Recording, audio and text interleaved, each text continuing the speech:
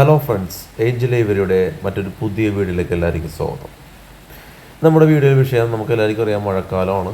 ബേഡുകൾക്ക് പല രീതിയിലുള്ള അസുഖങ്ങൾ വരാം. അപ്പോൾ നമ്മൾ എന്തൊക്കെ കാര്യങ്ങൾ ശ്രദ്ധിക്കേണ്ടത്, എങ്ങനെ ബേഡുകളെ പരിപാലിക്കാം, അതിനെക്കുറിച്ചിട്ടാണ് ഇന്നത്തെ വീഡിയോ എല്ലാവരും ഫുള്ള് വാച്ച് ചെയ്യാൻ ശ്രമിക്കുക. തുടക്കക്കാർ ഒരുപാട് കൂട്ടുകാർ നമുക്ക് ഈ ഒരു 2-3 ആഴ്ചയായിട്ട് നമുക്ക് മെസ്സേജും കാര്യങ്ങളൊക്കെ വിട്ടു തന്നു. ബേഡുകൾക്ക് തൂങ്ങിയിരിക്കണം, അങ്ങനെ പല കാര്യത്തെക്കുറിച്ചിട്ട് ചോദിച്ച് നമുക്കറിയാവുന്ന മെഡിസിൻസും നമ്മൾ കൊടുക്കുന്ന കാര്യങ്ങളൊക്കെ എല്ലാവർക്കും ഞാൻ പറഞ്ഞു കൊടുത്തു. തീർച്ചയായിട്ടും തുടക്കക്കാർ വീഡിയോ സ്കിപ്പ് ചെയ്യാതെ ഫുള്ള് വാച്ച് ചെയ്യാൻ ശ്രമിക്കുക. കാരണം ഒരുപാട് മെഡിസിൻസും അതുപോലെ തന്നെ ബേഡുകൾക്ക് കൊടുക്കണ ഫുഡുകൾ ഏത് രീതിയിൽ കൊടുക്കണം, എങ്ങനെ കൊടുക്കണം, ഏത് ഫുഡുകൾ കൊടുക്കണം, ഏത് കൊടുക്കാൻ പാടില്ല, അതൊക്കെ കുറിച്ച് നമ്മൾ ഈ വീഡിയോയിൽ ചർച്ച ചെയ്യുന്നുണ്ട്. തീർച്ചയായിട്ടും വീഡിയോ ഫുള്ള് വാച്ച് ചെയ്യാൻ ശ്രമിക്കും. അപ്പോൾ വീഡിയോയിലേക്ക് എല്ലാവർക്കും സ്വാഗതം. നമുക്കെല്ലാവർക്കും അറിയാം, മഴക്കാലത്ത് ഇപ്പം നമ്മുടെ ഏവിയറിൽ ബേഡുകളുടെ കേജുകളൊക്കെ സെറ്റ് ചെയ്തേക്കണത് മെഷ് കൊണ്ടൊക്കെ ആയിരിക്കുള്ളൂ. ഒരു ഏവിയറി സെറ്റൊക്കെ ചെയ്തിട്ടുണ്ട്. അല്ലാത്ത ആൾക്കാർ പുറത്തൊക്കെ കേജുകൾ സെറ്റ് ചെയ്യും. അപ്പോൾ ഈ മെഷിട്ട് നമുക്ക് കേജുകൾ സെറ്റ് ചെയ്യണമെന്ന് വെച്ചിട്ടുണ്ടെങ്കിൽ നമുക്ക് ഈ ബേഡുകൾക്ക് സൂര്യപ്രകാശം വേണം. ഒരു ഫെദർ ക്വാളിറ്റി ഒക്കെ ഡെവലപ്പ് ആകാൻ സൂര്യപ്രകാശം വേണം. അപ്പോൾ ഈ കാലവർഷം അടുക്കുന്തോറും അതുപോലെ തന്നെ ഈ ന്യൂനമർദ്ദമൊക്കെ ഉള്ള സമയത്ത് ശക്തിയായിട്ടുള്ള മഴകളും കാര്യങ്ങളൊക്കെ ഉണ്ടാവും. ബേഡുകളൊക്കെ ചാറ്റൽ മഴ അടിച്ചിട്ട് ബേഡൊക്കെ ഇതേ രീതിയിലൊക്കെ നനഞ്ഞ് വരും. ചാറ്റൽ മഴ അടിക്കും. അപ്പോൾ നമ്മൾ മാക്സിമം ബേഡുകളുടെ കേജുകളും അതായത് ഏവിയറിയൊക്കെ മാക്സിമം കവർ ചെയ്യുക. നെറ്റുകളും അതുപോലെ തന്നെ തുണികളൊക്കെ വെച്ച് കെട്ടി കവർ ചെയ്യുക. ഇപ്പോൾ ഈ കാണുന്ന ബേഡുകളൊക്കെ ചെറിയ നമ്മുടെ ഇപ്പം ഇറങ്ങിയ കുഞ്ഞുങ്ങളാണ്. അപ്പോൾ അവരെയൊക്കെ മാക്സിമം കൂട്ടമായിട്ട് ഇടുക. ചെറിയ കുഞ്ഞുങ്ങൾ എന്നൊക്കെ പറയുമ്പോൾ 1-2 കിളികളെ മാത്രമല്ലാതെ കൂട്ടമായിട്ട് ബേഡുകളെ ഇട്ട് ചെറിയ കേജുകളിൽ അവർക്ക് പറ്റിയ ജോയിൻ്റ് കേജുകളാണ് സാധാരണ നമ്മൾ ഉപയോഗിക്കണം. വലിയ ഫ്ലൈങ് കേജിലേക്ക് മാറ്റാനായിട്ടില്ല. കാരണം 2 മാസം പ്രായമായിട്ടുള്ള ബേഡുകളാണ് ഈ കാണുന്നത്. അപ്പോൾ അവരൊക്കെ നമ്മൾ ഒരുമിച്ച് ഒരു കേജിൽ സെറ്റ് ചെയ്യുക. അതുപോലെ തന്നെ ചില സമയങ്ങളിൽ അവർക്ക് ചില സമയങ്ങളിൽ ഇപ്പോൾ ഇന്ന് മഴയുണ്ട്, നാളെ ചിലപ്പോൾ മഴയുണ്ടാവില്ല. അപ്പോൾ ഹ്യൂമിഡിറ്റി പ്രോബ്ലം വരും. അപ്പോൾ പെട്ടെന്നുള്ള ചൂടും പെട്ടെന്നുള്ള തണുപ്പും ബോഡിയിൽ ഇത് ചെയ്യാൻ അതിനൊന്ന് ബാലൻസ് ചെയ്യാൻ വേണ്ടി അവർ കുളിക്കും. അപ്പോൾ ആ സമയത്തൊക്കെ ഇതേ രീതിയിൽ കോപ്പയിൽ വെള്ളം വെച്ച് കൊടുത്തിട്ടുണ്ടെങ്കിൽ അവർ ഇപ്പോൾ കുളിച്ചിട്ടാണ് ഇപ്പോൾ ഇവരിങ്ങനെ നിൽക്കുന്നത്. പിന്നെ അതേപോലെ തന്നെ കേജുകളും അതിൻ്റെ പരിസരങ്ങളൊക്കെ ഇതേ രീതിയിൽ ചാറ്റമഴ അടിക്കാതിരിക്കാൻ നമ്മൾ കോട്ടൻ്റെ തുണികളോ അല്ലെങ്കിൽ നെറ്റുകളോ വെച്ച് കെട്ടി നമുക്ക് കവർ ചെയ്ത് കൊടുക്കാൻ പറ്റും. കാരണം ചില ബേഡുകൾ നമ്മൾ ബ്രീഡിങ്ങിനൊക്കെ സെറ്റ് ചെയ്തിട്ടാവും, ചിലപ്പോൾ പ്രതീക്ഷിക്കാത്ത മഴയായിരിക്കും വന്നത്. അപ്പം അങ്ങനെ നമുക്ക് ബേഡുകളിലെ മഴയിൽ നിന്നും അതുപോലെ തണുപ്പിൽ നിന്നൊക്കെ നമുക്ക് ബേഡുകളെ സംരക്ഷിക്കാൻ പറ്റും. പിന്നെ അതേപോലെ തന്നെ ബേഡുകൾ ഇപ്പോൾ നമ്മൾ പറയണമെന്നുണ്ടെങ്കിൽ ബേഡുകൾക്ക് ഫുഡിൻ്റെ കാര്യമാണ് നമ്മൾ ശ്രദ്ധിക്കേണ്ടത്. പിന്നത്തെ കാര്യം നമുക്കെല്ലാവർക്കും അറിയാം, നമ്മൾ ബേഡുകളുടെ ഹെൽത്ത് നല്ല രീതിയിൽ സെറ്റ് ചെയ്ത് കൊണ്ടുവരാൻ നമ്മൾ അവർക്ക് നല്ല വെജിറ്റബിൾസും നമ്മുടെ വീഡിയോസിൽ ഫുഡുകളിലെ കുറേ വീഡിയോസ് ചെയ്തിട്ടുണ്ട്. വെജിറ്റബിൾസും മറ്റു കാര്യങ്ങളൊക്കെ ബേഡുകൾക്ക് ഫീഡ് ചെയ്യാറുണ്ട്. കാരണം അവരുടെ നല്ല രീതിയിൽ അവരുടെ ആരോഗ്യം സെറ്റ് ചെയ്യാനാണ് നമ്മൾ അങ്ങനെയൊക്കെ ഫുഡുകൾ ഫീഡ് ചെയ്യണത്. പക്ഷേ കഴിയുന്നതും മഴക്കാലത്ത് ബേഡുകൾക്ക് സോഫ്റ്റ് ഫുഡുകൾ ഫീഡ് ചെയ്യാതിരിക്കാൻ ശ്രമിക്കുക. കാരണം ദഹനത്തിൻ്റെ പ്രോബ്ലങ്ങൾ വരും. പ്രോപ്പറായിട്ട് ദഹനം നടക്കില്ല മഴക്കാലത്ത്. ചോളം നമുക്ക് അവർക്ക് ഫീഡ് ചെയ്യാം. കാരണം ചോളം ഫൈബർ കണ്ടൻ്റുള്ള ഫുഡാണ്. അപ്പോൾ അത് വേണം നമുക്ക് ഫീഡ് ചെയ്യാം, മാക്സിമം ഫീഡ് ചെയ്യാം. പക്ഷേ നമുക്ക് റെഗുലറായിട്ട് കൊടുത്തിട്ടുണ്ടെങ്കിൽ ആഫ്രിക്കൻ ലവ് ബേഡ്സിന് റെഗുലറായിട്ടൊരു ഫുഡ് തന്നെ ഫീഡ് ചെയ്തിട്ടുണ്ടെങ്കിൽ അവർ പട്ടിക്കും, പിന്നെ അവർ കഴിക്കാണ്ട് വരും. അപ്പോൾ ഒരു 1.5 അടം വെച്ചിട്ട് വേണമെങ്കിൽ ചോളം നമുക്ക് കൊടുക്കാം. പിന്നെ അതുപോലെ സീഡ് മിക്സ് നമുക്കെല്ലാവർക്കും അറിയാം, മഴക്കാലമാണ്. സീഡ് മിക്സുകളൊക്കെ ഫംഗലടിക്കും. അപ്പോൾ ഇതേ രീതിയിൽ നമുക്ക് കണ്ടിന്യൂസ് മഴയൊക്കെ ആണെന്നുണ്ടെങ്കിൽ ഇതേ രീതിയിൽ ചീനച്ചട്ടിയിൽ നമുക്ക് സീഡ്സ് എടുത്ത് ഇങ്ങനെ ജസ്റ്റ് ഒന്ന് ചൂടാക്കിയിട്ട് ബേഡുകൾക്ക് ഫീഡ് ചെയ്യാം. പക്ഷേ നമുക്ക് ഫീഡ് ചെയ്യുമ്പോൾ എപ്പോഴും നമ്മൾ കൂടുതൽ ഇപ്പോൾ ഓരോരുത്തർ 1 ആഴ്ച 2 ആഴ്ച അങ്ങനെയൊക്കെ എടുത്ത് സീഡ് മിക്സ് വെക്കും. അതിൻ്റെ അകത്ത് മാക്സിമം ഒരു 2 ദിവസം അതിൻ്റെ അപ്പുറത്തേക്ക് സീഡ് മിക്സുകൾ ബേഡ്സിൻ്റെ കേജിൽ വെക്കരുത്. കാരണം കഴിഞ്ഞ വർഷം നമുക്ക് ഇതേ സമയത്ത് നമുക്ക് 4 ബേഡുകൾ ഡെഡായതാണ്. അപ്പോൾ നമ്മളത് പോസ്റ്റ്മോർട്ടം ചെയ്ത് കഴിഞ്ഞാൽ അതിൻ്റെ ഒരു വീഡിയോസ് ഞാൻ ചെയ്തായിരുന്നു. അപ്പോൾ നമുക്ക് മനസ്സിലായ കാര്യങ്ങളാണ്. അപ്പോൾ മാക്സിമം സീഡ് മിക്സുകൾ 2 ദിവസമൊക്കെയുള്ള സീഡ് മിക്സുകൾ അവരെ കേജിൽ വെച്ച് കൊടുക്കുക. അതിനുശേഷം ബാക്കിയുള്ള സീഡുകൾ ക്ലീൻ ചെയ്തിട്ട് പുതിയ സീഡുകൾ വെച്ചെടുക്കുക. അതേ സീഡുകൾ കുറച്ച് ചൂടാക്കിയിട്ട്, അപ്പോൾ നേരത്തെ കാണിച്ചവർ തന്നെ കുറച്ച് ചീനച്ചട്ടിയിൽ ചൂടാക്കിയിട്ട് എടുത്തൊരു ബക്കറ്റിലോ അല്ലെങ്കിൽ ബോക്സിലോ എന്തെങ്കിലും ചൂട് ഉള്ള സ്ഥലത്ത്, അതായത് തണുപ്പ് അധികം അടിക്കാത്ത സ്ഥലത്ത് വെച്ച് ബേഡ്സിന് ഫീഡ് ചെയ്യാൻ ശ്രദ്ധിക്കുക. കാരണം സീഡുകൾ പെട്ടെന്ന് ഫംഗസ് ഉണ്ടാവും. അത് തണുപ്പടിച്ച് ഫംഗലാവും. അത് ഇവർക്ക് ശരീരത്തിലേക്ക് പോയി കഴിഞ്ഞാൽ ഭയങ്കര സെൻസിറ്റീവാണ്. ബേഡുകൾ പെട്ടെന്ന് തന്നെ ഡെഡായി പോകും. അപ്പോൾ നിങ്ങൾ ശ്രദ്ധിക്കുക. പിന്നെ അതുപോലെ തന്നെ സെയിം പ്രായക്കാരെ ഒരുമിച്ചിടുക. അപ്പോൾ ഇതൊക്കെ ചിക്സുകളാണ്, സെയിം പ്രായക്കാരാണ്. അപ്പോൾ ഈ സമയത്ത് ഫുഡും കിട്ടാതെ വന്നിട്ടുണ്ടെങ്കിൽ പെട്ടെന്ന് തന്നെ ഡെഡാകാൻ ചാൻസ് ഉണ്ട്. അപ്പോൾ ഇതേ രീതിയിൽ സെയിം പ്രായക്കാരെ ഒരുമിച്ചിടാൻ ശ്രമിക്കുക. പിന്നെ അതുപോലെ തന്നെ നമുക്ക് പെല്ലറ്റുകൾ ബേഡ്സിന് ഫീഡ് ചെയ്യാം. കാരണം നമുക്ക് വെജിറ്റബിൾസും മറ്റുള്ള സ്പ്രൗട്ട്സുകളൊക്കെ ഈ ടൈമിൽ ബേഡ്സിന് ഫീഡ് ചെയ്യാൻ ബുദ്ധിമുട്ടാണ്. അപ്പോൾ ആ സമയങ്ങളിൽ നമുക്ക് അതിൽ നിന്ന് കിട്ടേണ്ട കംപ്ലീറ്റ് വൈറ്റമിനും മിനറൽസും അതിൻ്റെ ന്യൂട്രിയൻസൊക്കെ നമുക്ക് പെല്ലറ്റ് രൂപത്തിൽ നമുക്ക് ഇതേ രീതിയിൽ പല ബ്രാൻഡ് പെല്ലറ്റുകളുണ്ട്, നമുക്ക് ബേഡ്സിന് ഫീഡ് ചെയ്യാം. അങ്ങനെയൊക്കെ അവരുടെ ഹെൽത്ത് നമുക്ക് സെറ്റ് ചെയ്യാൻ പറ്റും. കാരണം നമുക്കെല്ലാവർക്കും അറിയാം, ഈ ബേഡുകളിലൊക്കെ ചിക്സുകളൊക്കെ ഈ പ്രായത്തിലൊക്കെ നല്ല രീതിയിൽ ഫീഡ് കൊടുത്താൽ മാത്രമേ നല്ല ഗ്രോത്ത് ഉണ്ടാവുള്ളൂ ബേഡുകൾക്ക്. അപ്പോൾ നമുക്ക് നല്ല പല ബ്രാൻഡ് പെല്ലറ്റുകളുണ്ട്. സെറ്റാക്കസിൻ്റെ വീഡിയോസൊക്കെ നമ്മൾ അവരോട് ചെയ്തിട്ടുണ്ട്. അപ്പോൾ അത് നമുക്ക് അവർക്ക് ഫീഡ് ചെയ്യാം. രീതിയിൽ നമ്മൾ സെറ്റ് ചെയ്തിട്ടുണ്ടെങ്കിൽ ബേഡുകൾ എല്ലാം ഇപ്പോൾ വീഡിയോയിൽ കാണുന്നവരെ കറക്റ്റായിട്ട് ഫുഡുകൾ എല്ലാവർക്കും കിട്ടും.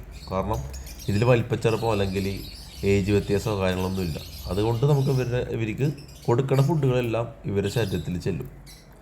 അപ്പോൾ അത് മെയിനായിട്ട് ശ്രദ്ധിക്കേണ്ട കാര്യമാണ്. ഈ സമയത്ത് ഒരുപാട് കൂട്ടുകാർ പറഞ്ഞേക്കാം, കുഞ്ഞുങ്ങളൊക്കെ എടുത്ത് നെസ്റ്റ് ഔട്ടായ ചിക്സുകളെയൊക്കെ ഒരുമിച്ചിട്ടിട്ട് ചില കുഞ്ഞുങ്ങളൊക്കെ ഡെഡായി ഈ കഴിഞ്ഞിടക്ക് വന്ന കുറേ മെസ്സേജുകളാണ്. അതേപോലെ തന്നെ പിന്നെ പറഞ്ഞ ചില ബേഡുകൾക്ക് ആവശ്യത്തിന് മാത്രം ഫീഡ് ചെയ്യുക.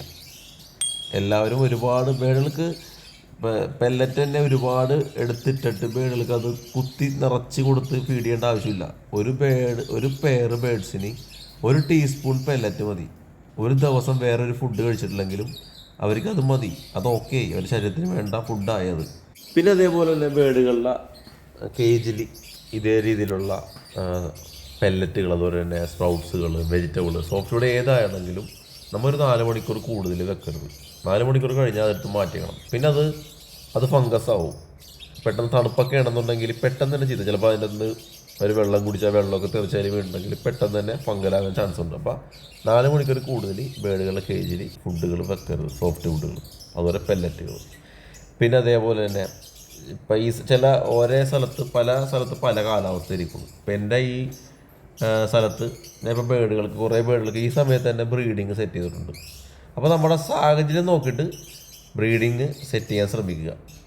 അല്ലാതെ അവർക്കറിയില്ല, അവർ ബ്രീഡാകാൻ ടൈമുകളൊന്നും അവർക്കറിയില്ല. അപ്പോൾ അവർ ഫുൾ ടൈം ബ്രീഡിങ് ടെൻഡൻസി കാണിക്കും. അതുമ്പോൾ നമ്മൾ ബ്രീഡിങ് ബോക്സ് ഒന്നും സെറ്റ് ചെയ്ത് കൊടുക്കരുത് ബേഡ്സിന്. അതേപോലെ തന്നെ നേരത്തെ നമ്മൾ കണ്ട ബേഡുകൾ ചിക്സുകളാണ്, ഏകദേശം ഒരു 2 മാസം പ്രായമായിട്ടുള്ള ചിക്സുകൾ. അപ്പോൾ അവർക്ക് നമ്മൾ ആ ഒരു കേജാണ് കൊടുത്തേക്കുന്നത്. ഇപ്പം അതിനേലും ഒരുപാട് അതായത് ഏജ് വ്യത്യാസമുള്ള ബേഡുകൾ ഇപ്പം നിങ്ങൾ കാണുന്നത് ഏകദേശം ഒരു 3-4 മാസം പ്രായം കഴിഞ്ഞ ബേഡുകളാണത്.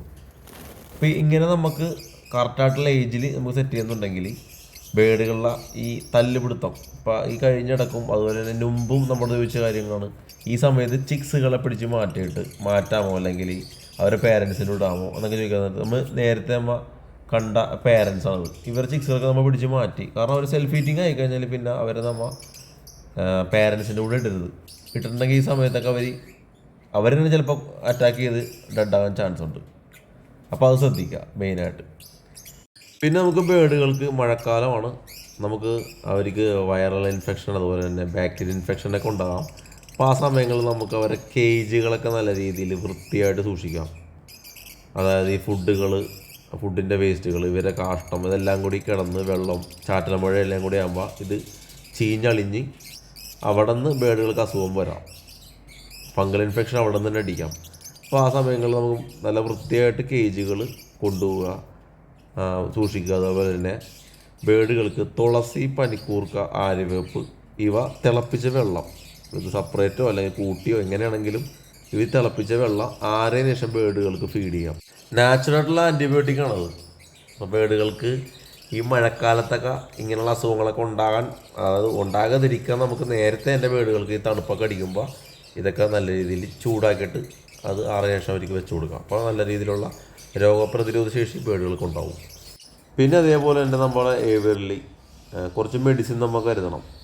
അതായത് ബേഡുകൾക്ക് പെട്ടെന്ന് ഇപ്പോൾ ഒരു വൈറൽ ഇൻഫെക്ഷനോ അല്ലെങ്കിൽ ഒരു ബാക്ടീരിയൽ ഇൻഫെക്ഷനോ അതൊക്കെ പിടിപെട്ട് കഴിഞ്ഞാൽ പെട്ടെന്ന് ബേഡുകൾ സിക്കാവും. അപ്പോൾ ആ സമയങ്ങളിൽ നമുക്ക് കൊടുക്കാൻ പറ്റിയത് നോമെട്രോ ജെല്ലി, ഒരു സെമി ആൻറ്റിബയോട്ടിക്കാണ്.